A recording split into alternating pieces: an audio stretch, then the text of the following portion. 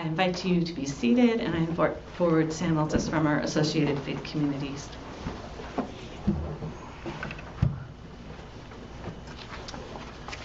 Good morning. Good morning. Good to be with you all again. Love visiting you all every few months. I don't know if Jesus meant this story to be funny, but when I read it, it made me laugh a little bit. I think partly because of how absolutely hateable Jesus makes the Pharisee in this story. I mean, who prays like that? It's absolutely ridiculous. Jesus makes him just this sort of over-the-top, terrible human being. And maybe there were actually people like that back in Jesus's day, and there probably are some people like that in our day as well. But I think this is actually more of a cartoonish depiction. It's like a caricature meant to exaggerate to make a point. And so I think we should dig into this story a bit to try to figure out what that point may be. We don't get a whole lot of context. It's a parable, so details are slim, but the identities of the folks in this story would have evoked certain understandings from the people who were listening to Jesus. Tax collector's reputation was pretty well known. If you have dug into Jesus' parables and teachings at all, then you probably know that they were not well-liked people in the nation of Israel. They were oftentimes viewed as traitors to the Jewish people. They were collecting tax that a lot of people saw as unjust from an oppressive regime. And then they were also known for padding their pockets by taking a little bit extra sometimes. Pharisees were actually the very opposite in a lot of ways. They dedicated their lives to staying pure from corruption. So they were, in a way, resisting the Roman Empire and that empire's degradation of Jewish identity. So they were all about staying pure. But Jesus doesn't attach the moral values that we might expect to these identities in this story. The Pharisee in this parable has lost his way. He has separated himself to stay pure, but by staying separate, that separation has actually corrupted him. He had, as it seems, spent so much time doing the right things, which he outlines to God, just in case God hadn't seen them, that he has lost touch with the humanity of those people around him. So it seems that we can do the right things to feel really good about ourselves, but if we keep ourselves separate and distanced from people around us, we have not actually experienced the life that God intends for us. There's something really actually beautiful about relationship in the Christian tradition. In Christianity, we sort of have this assumption that God exists essentially in relationship. We talk about God existing in the Trinity, which is to say that God exists at God's core in relationship. So if we want to experience God in the life that God imagines for us collectively, we have to be in relationship with other people. There's something about proximity to others that does that. That proximity to others has a tendency to knock us off of our high horses, especially when we are in close proximity to those that we might have a tendency to look down on. The more our lives tend to intersect with those folks we might want to look down on, the more we begin to realize that we have a shared humanity with them and with everyone around us. And along the way, we begin to realize what the tax collector seemed to know, that we all have a lot to learn and always will. And really, this is what AFC is about at its core. Of course, our main goal is to provide shelter and to walk alongside folks as they hopefully move towards permanent housing. But the real heart of AFC's work is relationship. It's a belief in the power of shared community and the power of that community to transform both those who are volunteering and those who are a part of the programs. Before I wax on too much about AFC, let me start with a confession. Before I started with AFC, I was on the fence about working with folks who are experiencing homelessness. I had done adjacent work before. I had worked in refugee resettlement. I'd worked alongside public education and immigration and international development, all sorts of really good stuff that I could list in prayers like the Pharisee. If you dug down enough, though, I think I had a little bit of that Pharisee's attitude, so I'm not judging him too harshly. In my mind, I thought, I'm a good person. I help people professionally, but I'm not sure I want to help those people specifically. I had some misconceptions. Fortunately, it turns out I was incredibly wrong. As soon as I got around our shelter members, I realized how misguided I was. It turns out that my favorite people in the county of Santa Cruz is a ragtag, quirky, nomadic group that sleeps on church floors every night. There's an honesty and a grit to many of our folks that I don't see all the time in other circles that I run in. There's also a messiness that you would probably imagine comes along with not having housing.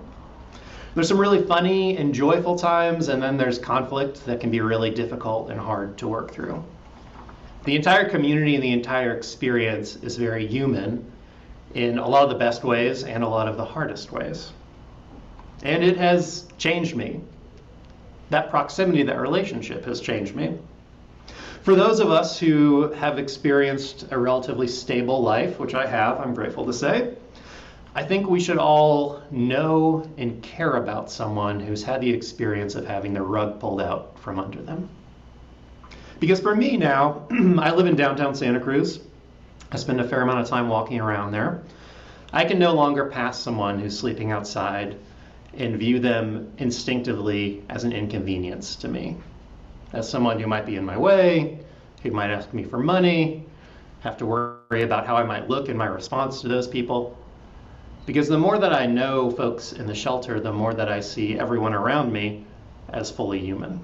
Don't get me wrong, I still have moments where I am very much less than perfect in that. But that relationship, that proximity, helps me see others with compassion.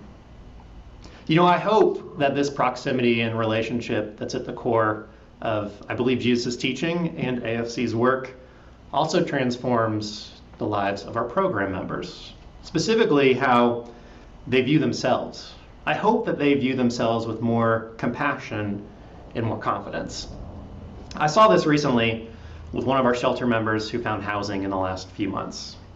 If you spent any time in the last year or two at the shelter, well, you all very generously hosted for 2 whole months this past year, thank you. You may have met Jeannie. Jeannie came to Santa Cruz about 30 years ago, and she lived what many of us sort of think of as the quintessential artist lifestyle.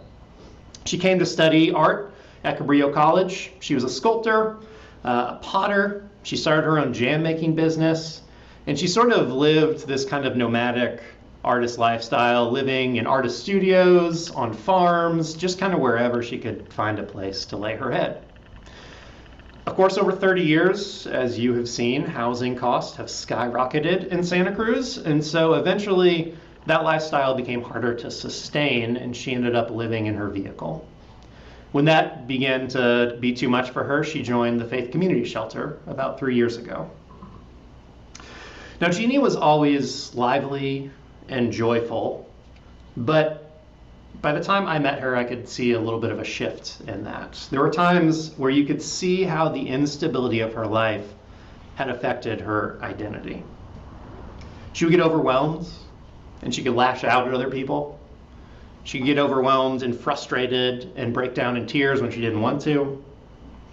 She would make jam when she could, but she really could not tap into those creative outlets that were sort of core to who she was while she was at the shelter.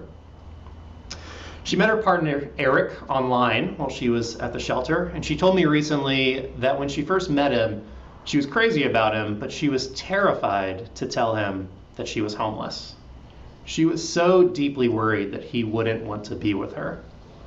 It turns out He suspected it, and when she told him, he was completely unfazed, and it regrounded her a little bit in her sense of identity.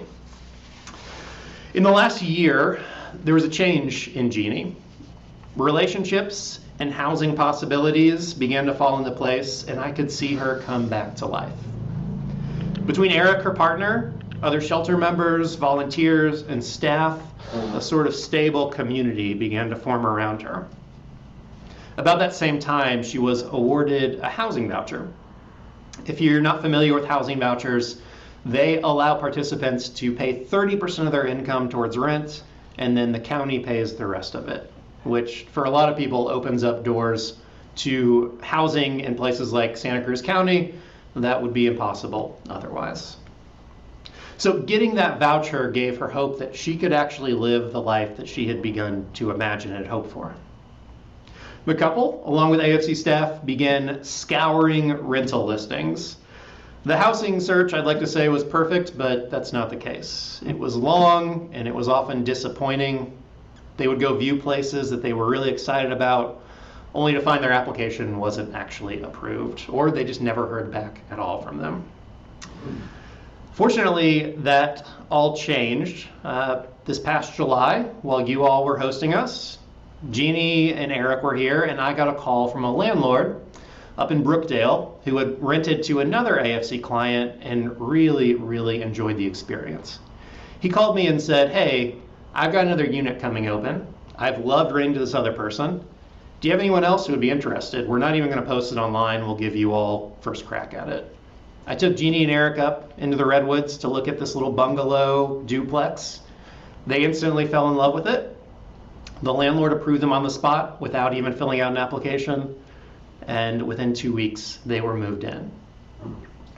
Jeannie was making jam. She was cooking gourmet meals. She summed up the experience really nicely. She said, I still look at Eric and say, we get to go home. It's a miracle. I can't believe this is actually happening. I had lunch with Jeannie and Eric a few weeks ago, and she seemed refreshed. She seemed different. She showed me pictures of the meals she was making, and by the end of it, I was both very happy for her and very hungry at the same time. She made her very first batch of jam in her brand new kitchen. She tapped back into who she was. I'm really grateful that I got to be a part of that journey, and I'm really grateful that you all were a vital part of that journey. You know, Jeannie helps me believe a little bit more in Jesus' final statements in this parable. He says, all who lift themselves up will be brought low, and those who make themselves low will be lifted up. That's a really hard statement for me to believe sometimes, because it doesn't actually seem like the world works that way. I think it takes some faith for us to act as if the world works that way, to value people who are not valued, to be in a relationship with them, and to be in proximity with them. As it turns out, when I get to be around folks like Jeannie, I get to see that sometimes the world does work that way. Sometimes people that are undervalued, that life humbles, are lifted up. And it's a really beautiful thing. And I'm grateful to be a part of that work, and I'm grateful that you all are a part of that work. So thank you.